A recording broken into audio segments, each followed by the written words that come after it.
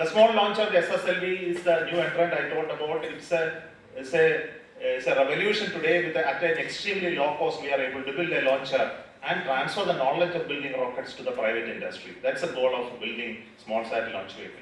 I can tell you, rocket building is not a small thing. It's a very complex process, and we took almost 60 years to learn the trick.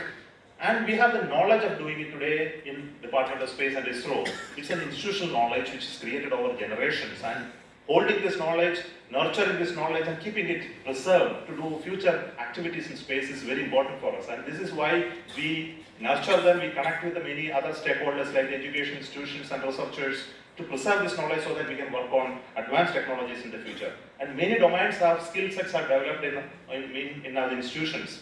And it's very important to preserve us because it's a strategic asset for every nation. Very important topic which I would like to talk about is the Gaganyaan program, the human spaceflight program. I think all of you are excited to hear about it the recent times, and everybody talks about when are you really sending the first Indian to space. I think equally like you, I am also excited to look at the possibility. But all of you know, Gaganyaan program has its own challenges. Building a rocket and launching satellites has its own risks that anywhere, anytime there can be a failure of a mishap happening in the rocket and the satellite falling into the sea. But when a human being is flying up there in a rocket, we need to take extreme care to ensure that the mission is very successful and there are no flaws in it. And if at all it happens, that we can even save the crew very effectively. So there are complex systems that comes into Gaganyaan program, and we are developing each one of them through systematic step-by-step process of uncrewed missions, robotic missions leading to the human spaceflight mission.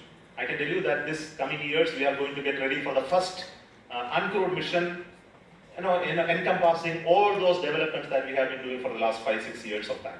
Many technologies have been developed, and I can tell you, my people, that these technologies are not available from others to us. It needs to be groomed and created within our knowledge and capability in India, using our own industries, our own knowledges. We have been working on it, and so I can tell you it's a huge challenge.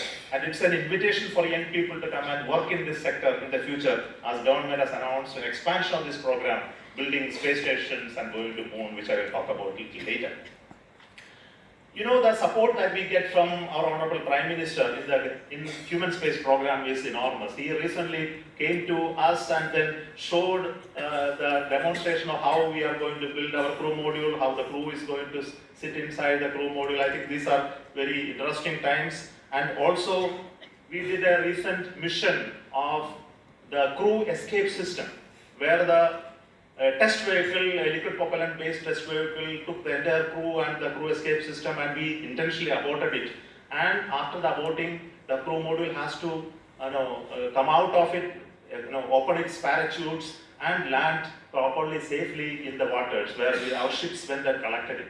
I think it's the whole of this chain of events that you just see are the crux of the safety that we are bringing into the rocket systems, and this is very crucial. And this is for the very first time we are doing it in India, and we need to make it perfect after so many tests. And I can tell you that we need to have the systematic test programs to ensure that there are no flaws or there are no design-related issues while we do the final human space mission, maybe possibly by 2026.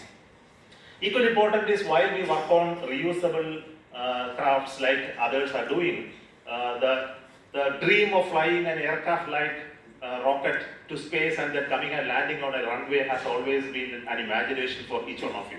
I think Space Shuttle demonstrated it. Space Shuttle was a launcher which was a partially reusable one, but it is discontinued.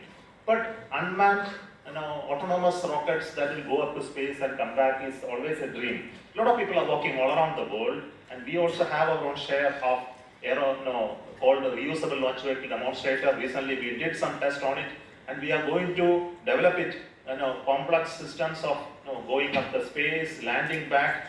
And it's very interesting that we did recently 2 tests of the reusable launcher running down a runway, fully autonomous with its own computers and algorithms. And these reusable crafts just don't land like aircraft. They are moving at speeds almost double that of a standard typical aircraft that you see in a runway landing. So you can imagine that it comes back from orbit, you face huge challenges. And this is something that we have just now overcome. And we are going to build a bigger craft where we will be able to send satellites or even put instruments and put to space, conduct experiments up there, and then bring back the experiment back to Earth and do some scientific studies specifically. Possibly we will be able to launch small satellites in the coming days using a reusable launch vehicle. It's a huge technological jump that we would